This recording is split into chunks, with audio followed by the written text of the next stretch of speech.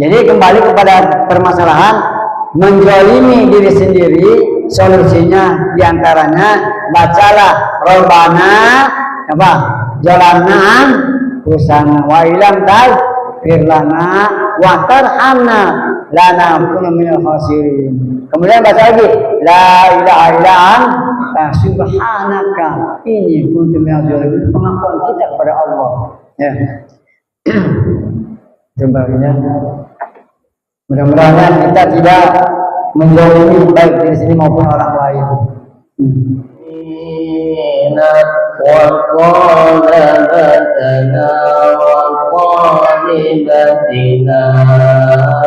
min yaumina hadza ila yaumil akhir. Allahumma salli wa sallim wa barik alaihi. Bismillahirrahmanirrahim. Assalamualaikum warahmatullahi wabarakatuh. Alhamdulillahi rabbil alamin wa bihi nasta'in wa ala umuri dunya waddin.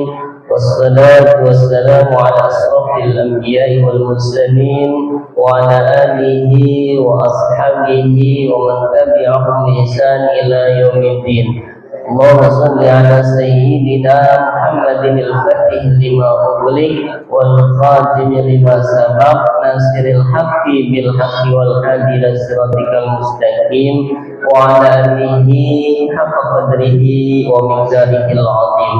Wa ya rabbi ishrah li sadri wa yassir li amri wa hlul 'uqdatam min lisani yafqahu qawli. Amma ba'du. Hadirin bapak-bapak jamaah sekalian, ya alhamdulillah pada kesempatan malam hari ini sama-sama kita bersyukur kepada Allah Subhanahu wa taala atas segala karunia nikmat yang masih sampai saat ini kita bisa nikmati, nikmat iman, nikmat Islam, serta nikmat sehat walafiat, serta nikmat kesempatan kita diberikan oleh Allah Subhanahu wa taala. Yang pertama, kita dapat melaksanakan sholat maghrib secara berjamaah, dan juga kita sama-sama bisa menghadiri daripada kajian rutin di Masjid Al-Muhajirin, kajian malam Senin, yang insya Allah pada malam hari ini akan kita kaji, yakni kajian tasawuf yang diisi oleh guru kita, yakni Al-Mukarram Al-Ustadz bin Sobari SAG, yang dari Cibudek datangnya. Alhamdulillah sudah di tengah-tengah kita. Salawat dan salam senantiasa tercurah limpahkan kepada junjungan Nabi besar kita, Nabi akhir zaman, Nabi pemimpin para nabi, yakni junjungan Nabi besar kita Nabi Muhammad sallallahu alaihi wasallam. Tidak lupa pula kepada keluarganya, para sahabatnya, para pengikutnya, sampai kepada kita yang mudah-mudahan senantiasa kita dijadikan umatnya Rasulullah sallallahu alaihi wasallam. Amin ya Allah ya rabbal alamin. Alhamdulillah, bapak jamaah sekalian, tidak terasa pertemuan kita di kajian tasawuf 1 bulan perputaran, kembali lagi kita perputaran, yakni putaran yang ketiga di daripada bulan Juni ini. Mudah-mudahan apa yang kita dengarkan, apa yang kita dapatkan di kajian bermanfaat untuk kehidupan kita dan bekal kita, serta menggugurkan kewajiban kita, yaitu di hadapan Allah Subhanahu wa taala dalam thalabul ilmi. Insyaallah mudah-mudahan kita diberikan keistiqomahan untuk senantiasa mengikuti kajian yang mana pahalanya lebih besar dibanding kita menghadiri tabligh akbar, begitu menurut guru kita, yang mana ketika kita menghadiri kajian ya lebih besar pahalanya dibandingkan kita mengikuti kajian-kajian tabligh akbar yang diadakan setahun sekali. Maka sangat beruntung sekali ketika kita dituntun, ketika kita dihadirkan untuk sama-sama menghadiri daripada kajian di masjid kita ini. dan pahalanya berbeda dengan yang mendengarkan di luar masjid atau yang tanpa menghadirinya. Ya, insyaallah mudah-mudahan kita hadir di sini diberikan keistiqomahan serta diberikan kemudahan pemahaman dalam agama insyaallah. Mari sama-sama kita dengarkan dan simak kajian tasawuf yang akan disampaikan dulu guru kita Al-Mukarram Ustaz Din Sobari dengan segala hormat. Falyatafadhal mashkur alaihi. Sallu ala Nabi Muhammad.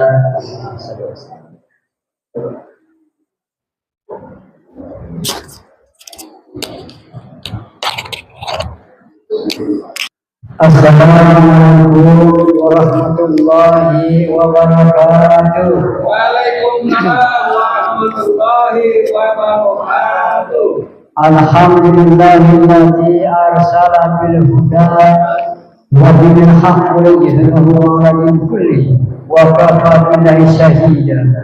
Wa asyhadu anna sayyidana Muhammadan abduhu wa rasuluhu wa ala alihi wa sahbihi wa man tabi'al huda amma ba'd.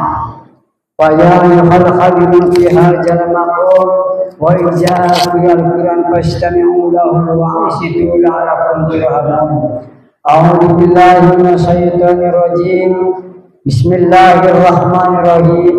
Ya ayyuhalladzina amanu taqullaha haqqa tuqatih wa la tamutunna illa wa antum muslimun. Wa qala al-mu'allif hadzal kitab wa nafa'ani wa nafa'ana bihi amin ya rabbal alamin. A'udzu billahi minasy syaithanir rajim. Bismillahirrahmanirrahim. Man asbaha la yamli zulma ala ahadin wukilahu majanna wa man asbaha yamli usratal mazlumi wa qadra hajatihil muslimi kana tahu ka'ajri hajjatil mabruratin. Al-Haris. Yang pertama, mari kita panjatkan puji dan syukur kepada Allah Zat yang Maha Ghafur, yang mana alhamdulillah pada malam hari ini atau maghrib menjelang malam, alhamdulillah kita masih bisa berkumpul bermuajahat dalam rangka thalabul ilmi. Mudah-mudahan pertemuan ini, duduknya di majelis ilmu ini menjadikan kafaratuz dzunub, artinya penghapus dosa-dosa di masa lampau. Hadirin kaum muslimin, yang pertama saya ucapkan terima kasih dan sekaligus rasa hormat saya terutama kepada Datuk Muhajirin, juga kepada para pengurus Macal Muhajirin, yang mudah-mudahan kita semua mendapatkan rahmat maghfirah dari Allah Subhanahu wa taala. Amin ya rabbal alamin. Hadirin kaum muslimin, dalam pembahasan kali ini bahwa thalabul ilmi itu adalah ibadah yang paling mudah, yang paling enak, yang paling gampang. Tetapi pahalanya begitu sangat istimewa, sungguh sangat besar pahalanya. Makanya dalam hal ini manusia tidak luput dari godaan setan. Yang namanya setan iblis itu tahu pahala besar, sehingga dia berupaya untuk menggoda manusia supaya jangan mendapatkan pahala itu. Jadi setiap pekerjaan yang mengandung pahala besar, maka godaannya sangat besar sekali. Jangan jauh-jauh thalabul ilmi, datangnya kita dari rumah ke majelis ilmu, ke tempat pengajian itu sangat berat sekali. Langkahnya, rasa malasnya, dan alasan-alasannya itu bisikan-bisikan ini sudah siap. Ngapain kamu musik benar? Ngapain kamu kesan sama aja di YouTube juga ada? Itu benar-benar begitu. Kenapa demikian? Karena datangnya seorang ke tempat majelis ilmu itu mengandung pahala yang luar biasa. Saya tutup dalam sebuah kitab namanya Tahdul Qaul, itu ada sebuah hadis yang berbunyi, jadi barang siapa yang duduk, saya datang ke tempat pengajian, di situ ada man jalasa fi julusil ilmi sa'atan, ya, wala tamur qalaman wala taktubu harfan khairul min alfi raqabatin. Seseorang yang datang ke tempat ilmu, ke tempat pelajaran sesaat atau 1 jam saja, ya atau sebentar saja, tanpa membawa kolam, nggak bawa pulpen. Kalau kan kalau ngaji katanya selalu bawa pulpen ada yang penting catat. Tanpa membawa pulpen, kemudian tidak menulis satu huruf pun, tidak mencatat. Kita diam aja dan meraja ya sampai santai. Itu khairun, lebih baik min iki alfi raqabatin, dari memerdekakan 1000 abid, 1000 hamba sahaya. Jadi kalau zaman dulu zaman Rasul ada perbudakan, ada hamba sahaya, itu barang siapa yang memerdekakan sangat mulia sekali. 1 hamba sahaya abid dimerdekakan, ditebus, dimerdekakan. Itu berapa harganya tergantung. Sekarang ini duduk 1 saat, 1 jam di tempat majelis ilmu, itu pahalanya lebih utama daripada 1000 abid, 1000 hamba yang kita merdekakan. Jadi beli pakaian mau berapa baju itu? Kita ambil contoh, kalau 1 abid, 1 hamba 2 juta aja, berapa? Atau hitung-hitung nggak mungkin 2 juta, itu di atas rata-rata. Katanya paling murah di Arab itu 20 juta dengan harga rupiah, kan maka pakai dinar atau pakai dirham. Kalau kita hitung 20 juta 1 abid kali 1000, itu mungkin 2 miliar lebih ya. Itu kita berarti sama dengan memerdekakan 2 miliar. Dengan harga 2 miliar memerdekakan 1000 abid, 1000 hamba kita beli, kita bebaskan. Itu kita memborong-borong ya. Nah itu saudara juga ya, mending dulu buat pengajian.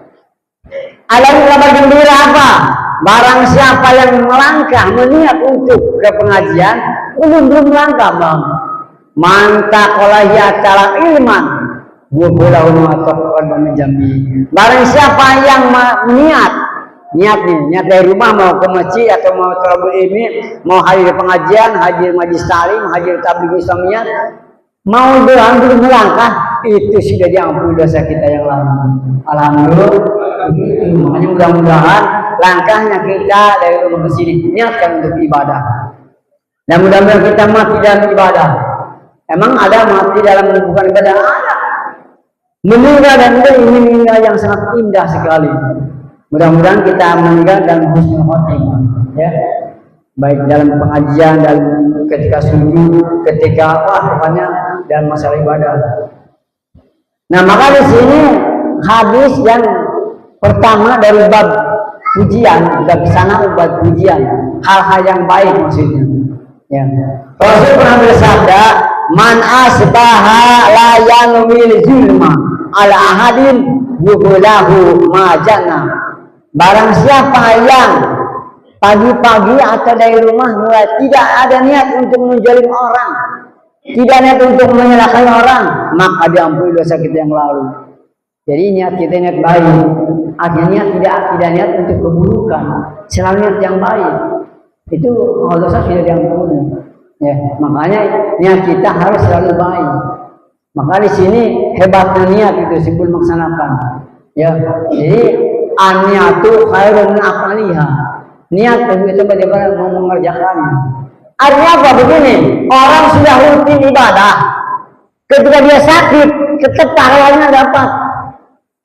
Orang selalu hadir di pengajian, ketika dia nggak bisa hadir karena sakit, sebenarnya kalau nggak sakit dia hadir. Berhubung dia sakit, dia tidak hadir, tetap ada catatan kehadiran. Seperti itu kebahagiaan karena istiqomah. Ya, dia niatkan niat kebaikan. Mungkin ada contohnya.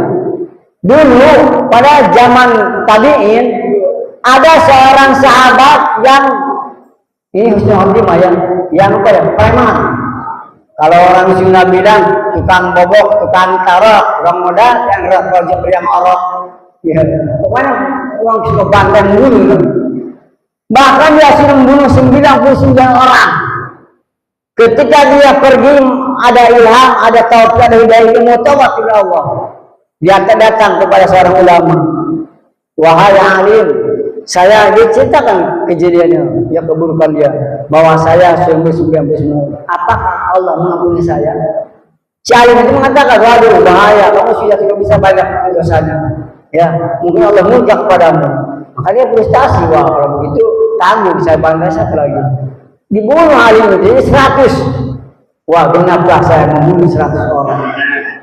Dia jangan lagi, datang lagi kepada alim yang sangat bijak. Wahai alim, saya sudah membunuh 95 orang dan saya curhat kepada seorang lagi, kepada alim, katanya dosanya kan diampuni, maka saya bunuh lagi dia. Apa jawab ulama itu? Ya, rahmat Allah lebih besar daripada dosa yang kita lakukan. Maka dia bertobat. Apa kata dia, kata ulama? Carilah kau ke tempat yang aman. Cari seorang alim. Di ujung sana ada seorang ulama yang besar. Silakan kau datang ke sana, belajar ilmu di sana, tobat kau di sana.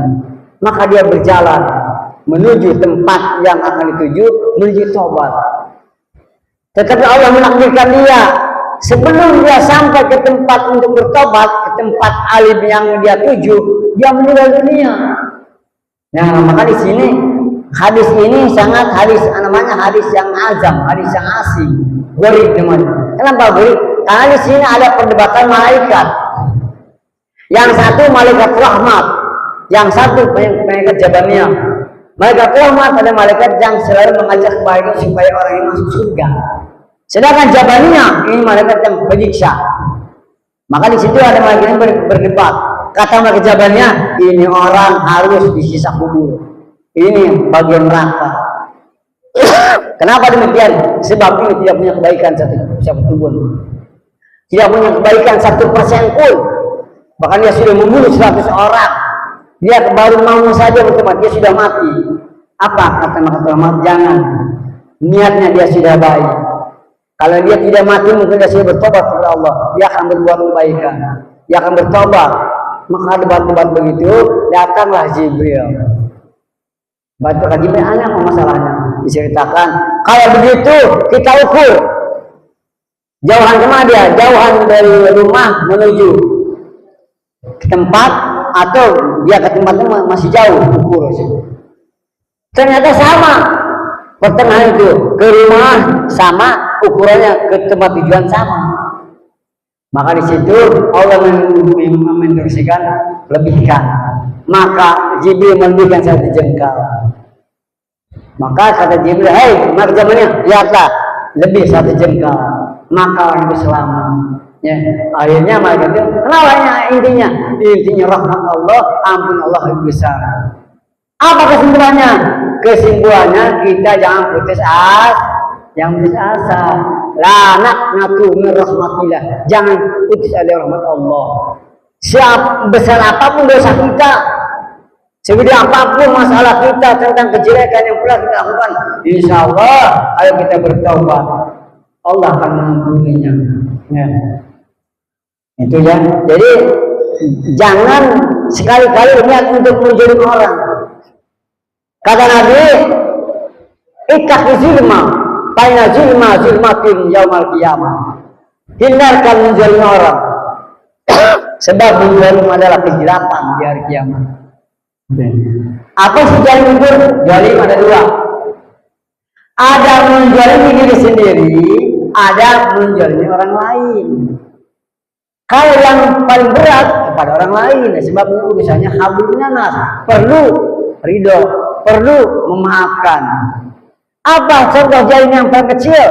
Meminjam uang tanpa ada niat untuk membayar, itu zalim. Ya, pinjam ada yang nggak mau bayar. Ya, itu ya, cuma pinjamnya doang. Ya, hati-hati makanya. Masalah hutang itu sangat berat sekali. Maka Nabi mengatakan dalam sebuah hadis yang sahih, orang mati syahid itu dihapus dosanya semua. Ya.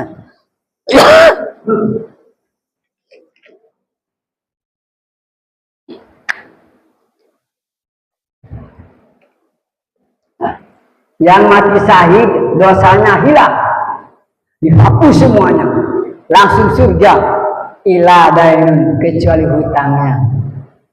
Itu syahid bagi kita, belum tentu sahih.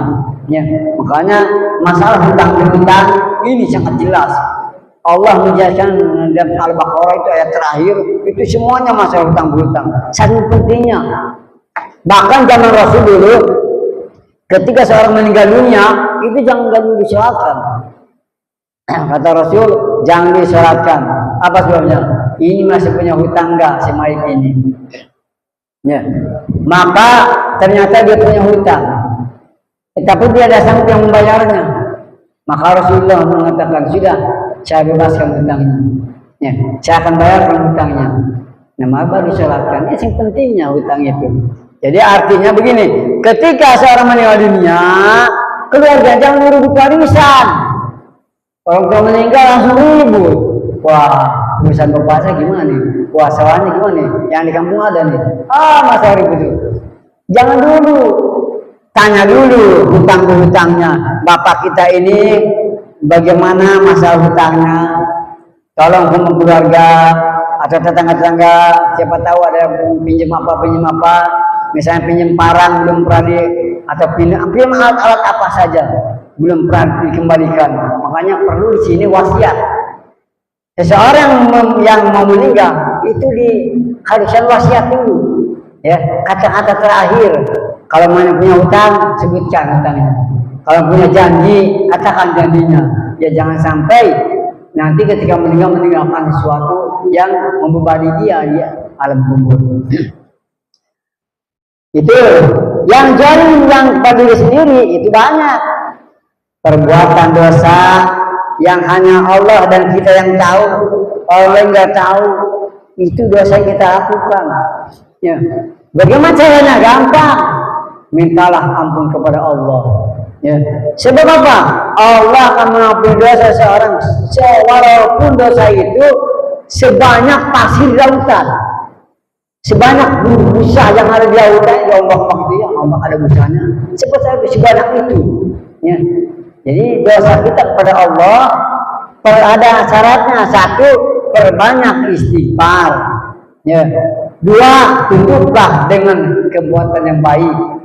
Tiga, perbanyak sedekah.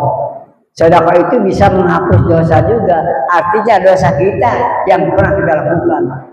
Niatkan ini untuk kifarat dzunub, untuk menghapus dosa. Dengan apa lagi? Asyam, dengan puasa. Maka ada puasa kafarah. Puasa kafarah itu bebas kapan saja. Ya, mau berapa hari? Silakan berapa hari aja. Ya, bahkan ada seseorang wali yang orang biasa, yang apa? Dia itu puasanya nggak pernah berhenti seumur hidup. Ya, ada yang 5 tahun, yang 7 tahun puasa terus. Ya kecuali hanya 5 hari. Ya, jadi kalau mau puasa 1 tahun, 5 hari aja nggak boleh. Jadi yang apa ya? Yang diharamkan. Satu, Idul Fitri. Saya bantah apapun dia, kalau Idul Fitri jangan puasa. Ya, haram puasanya. Ibadah menjadi dosa itu. Kedua, Idul Adha. Ya, wah saya ini alergi daging kambing atau untuk korban, tetap jangan puasa. Ya. Selanjutnya apa? Hari Tasyrik, 3 hari setelah Idul Adha. Idul Adha kan tanggal 10, berarti 11, 12, 13. 3 hari setelah Idul Adha itu dilarang berpuasa. Jadi kalau mau puasa 1 tahun itu adalah 5 hari. Tetapi ulama mengatakan ada ulang puasa yang memang 1 tahun pahalanya sama, yaitu sudah kita lewat. Barang siapa yang puasa 6 hari setelah Idul Fitri itu seumur dahri, sama pahalanya seperti puasa 1 tahun. Jadi kalau kita nggak sempat ya puasa kifarat, kita niatkan dari sekarang. Kalau mudah-mudahan kita sampai kepada bulan Ramadan, niatkan setelah Lebaran puasa lagi 6 hari. Walaupun masih lama ya, insya Allah besok sudah mulai apa? Ramadan memperingati tahun baru Islam. Ya, tahun bulan yang sangat sakral yaitu bulan Muharram. Dan kita sekarang berarti akan mencapai untuk catatan itu buku. Ya, Muharram itu adalah untuk mewarisi Apa 1 bulan kita ibadah kita bagaimana 1 bulan? Kalau catatan nanti itu nanti bulan Syaban. Kalau Muharram itu mencapai sendiri. Oh, berarti ini bulan Hijriah yang sudah lewat.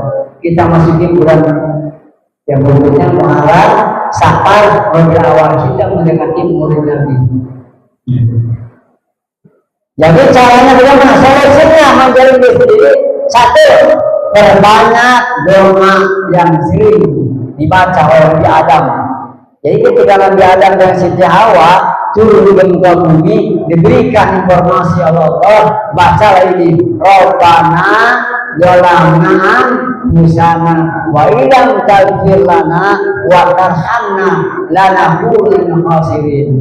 Ini 3 kali pada sholat. Bukan berarti Nabi Adam dan Siti Hawa salah, bukan itu sebenarnya Allah. Ini contoh dari manusia bahwa ketika manusia terpeleset, ketika hilang, baca itu.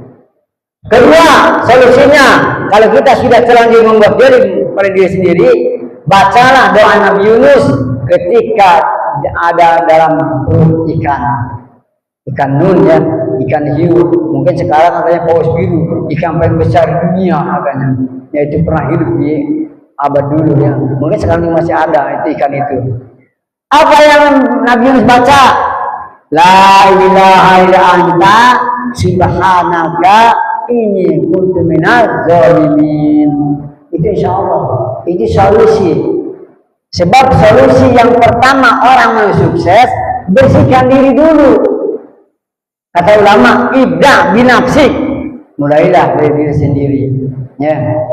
Di antaranya bahkan ada langkah-langkah untuk mencapai rezeki. Justru kalau kita sudah bersih diri kita, Allah akan perhatikan kita.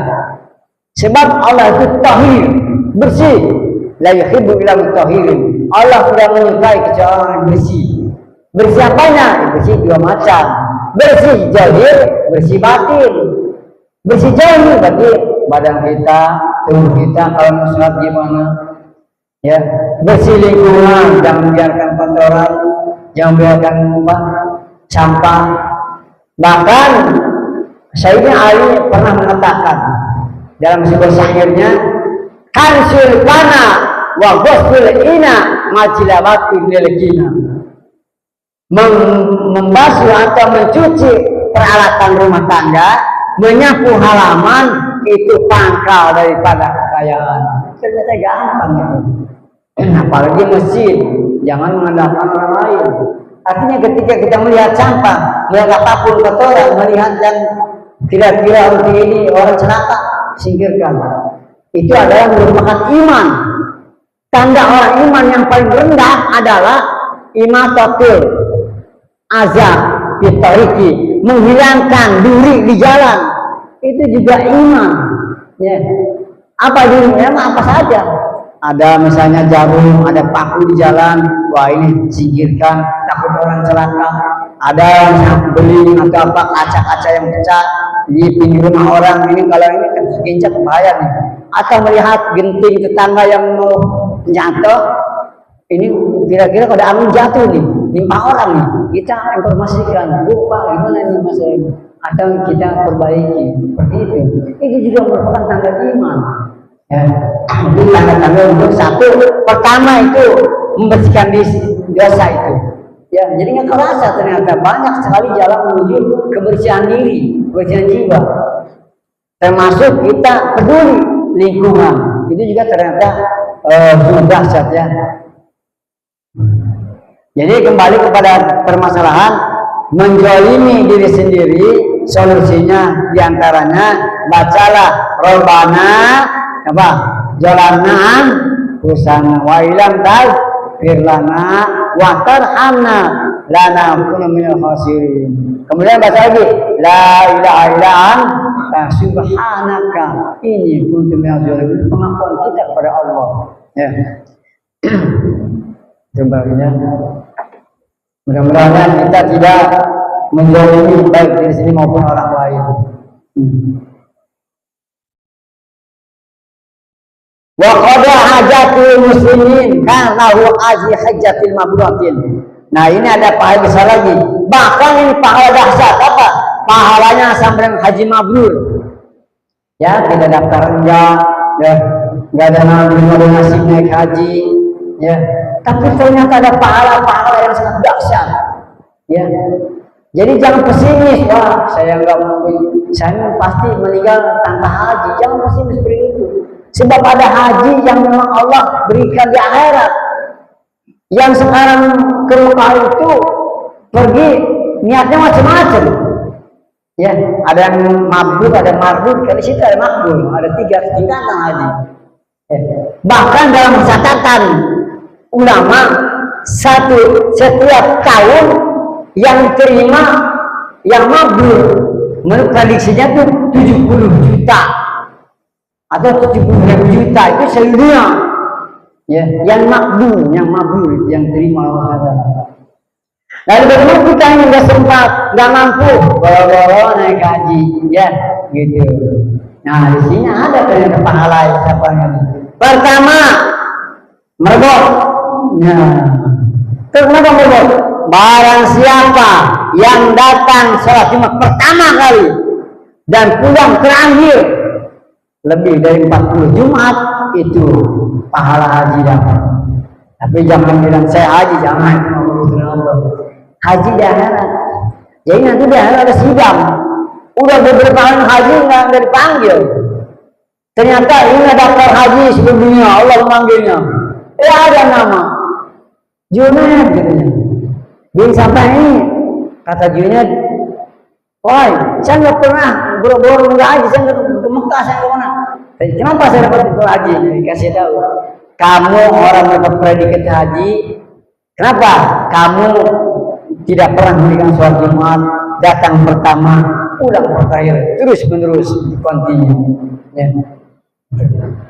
Ada juga yang pangkat haji mabrur, dia seperti itu, yaitu apa? Wa qada'i hajatil muslimin, memberikan kebutuhan kepada muslim, memberi solusi kepada kebutuhan, memenuhi kebutuhan saudara-saudaranya.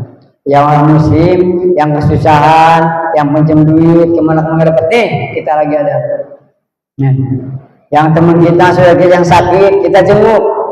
Dia nggak bisa berobat karena nggak ada keuangan, kita bantu. Ya. Atau ada sesuatu yang mau hajatan, kurang dana, kurang modal, kasih dana.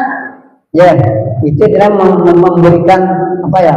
Memenuhi kebutuhan seorang muslim. Bahkan di sini karena tahu haji mabrur itu pas sama dengan haji mabrur.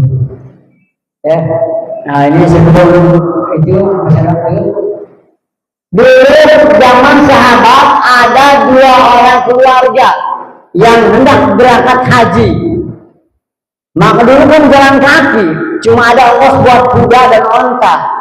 Ketika yang kedua pertama dia berangkat, ternyata di jalan minta, tolong Pak, keluarga saya sangat sedih, anak saya belum makan, saya nggak bekerja apa-apa, maaf, saya mau berangkat haji. Dia berangkat.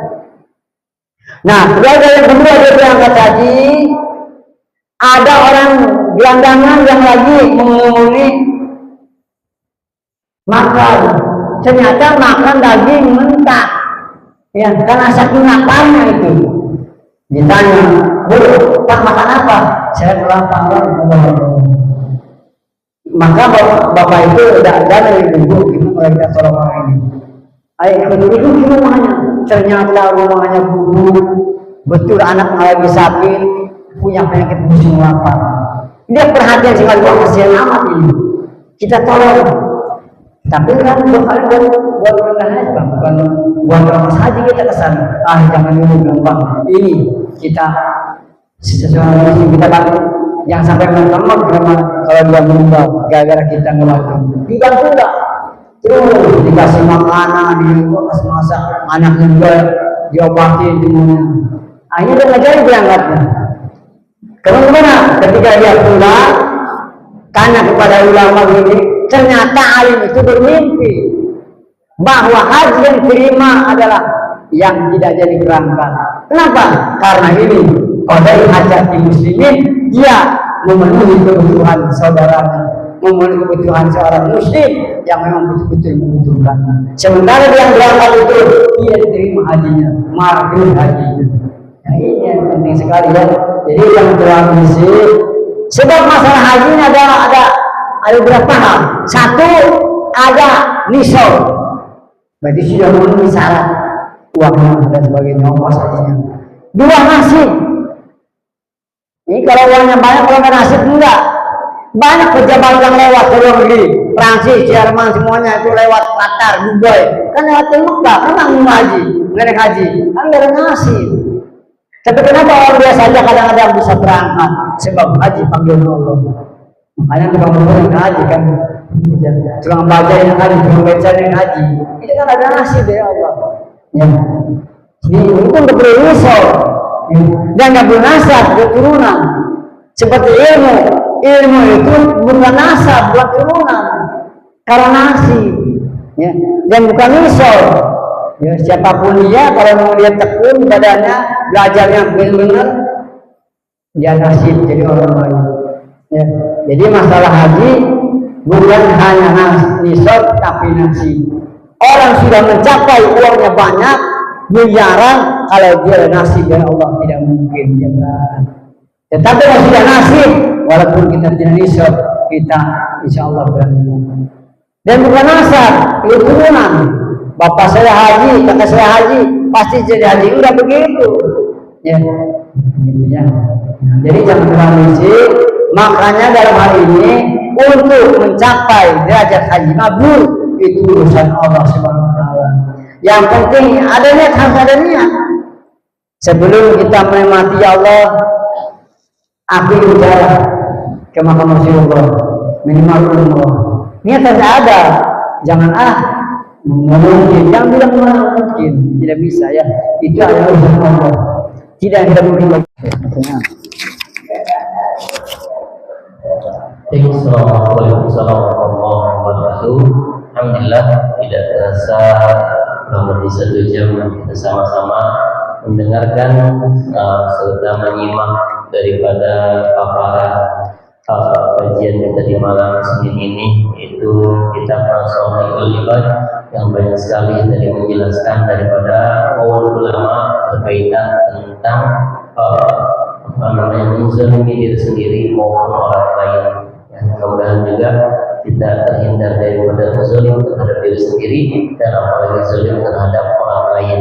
Dan kita utamakan juga ketika kita punya salah atau ketika kita punya dosa, langsung beristighfar serta membaca doa yang mana disampaikan oleh guru kita, doa daripada doa Nabi Adam, yaitu Rabbana zalamna anfusana wa illam taghfir lana wa tarhamna lanakunanna minal khasirin. Bisa kita amalkan, kita baca setelah kita menunaikan sholat, khususnya saat kita memohon ampun kepada Allah Subhanahu wa taala. Dan juga mudah-mudahan kita terhindar daripada meninggal dalam keadaan su'ul khatimah, yang mudah-mudahan kita meninggal dalam keadaan husnul khatimah, karena itu adalah harapan dan cita-cita seorang muslim, yakni meninggal dalam keadaan husnul khatimah dan dalam keadaan yang tenang, dalam keadaan yang diterima oleh Allah Subhanahu wa taala. Mudah-mudahan ada manfaatnya apa yang disampaikan oleh guru kita, serta dapat kita aplikasikan, dapat kita laksanakan di kehidupan kita sehari-hari, dan mudah-mudahan menambah ilmu kita bagi yang tadi sudah tahu, akan lebih tahu lagi, lebih mengingat kembali yang belum tahu menjadi ilmu yang mudah-mudahan bermanfaat. Amin ya Allah ya Rabbal Alamin. Ini saja, terima kasih. Mari sama-sama kita doakan untuk kita, semoga diberikan kesehatan, panjang umur, dan juga mudah-mudahan ilmunya bermanfaat untuk beliau dan untuk kita semua, dan juga lagi, dan mudah-mudahan kita diberikan keistiqomahan dalam melaksanakan atau menjalankan ibadah kepada Allah Subhanahu wa taala. Dan informasi insyaallah besok malam, yaitu malam Selasa atau malam Selasa, kita masuk ke bulan 1 Muharram atau tahun baru Islam 1448 Hijriah. Insyaallah kita sama-sama mulai di ba'da maghrib atau salat maghrib insyaallah kita bertawasul, kita membacakan tahlil hadiah kubur untuk berdoa bersama, dilanjutkan juga dengan kegiatan-kegiatan lain, salah satunya yakni pawai kubur yang kita akan ikuti dari masing-masing blok, dari mulai blok F, G, A, I, J, dan K. Mudah-mudahan kita diberikan kesehatan dan mudah-mudahan kita diberikan keberkahan untuk menghadapi dan menyambut satu Muharram atau tahun baru Islam 1448 Hijriah. Terima kasih dan mohon maaf kita tutup kajian kita dengan bacaan Kafaratul Majlis. Subhanallah wa bihamdika asyhadu an la ilaha illa anta astaghfiruka wa atubu ilaik. Terima kasih dan mohon maaf. Allahu akbar. Assalamualaikum warahmatullahi wabarakatuh. Waalaikumsalam.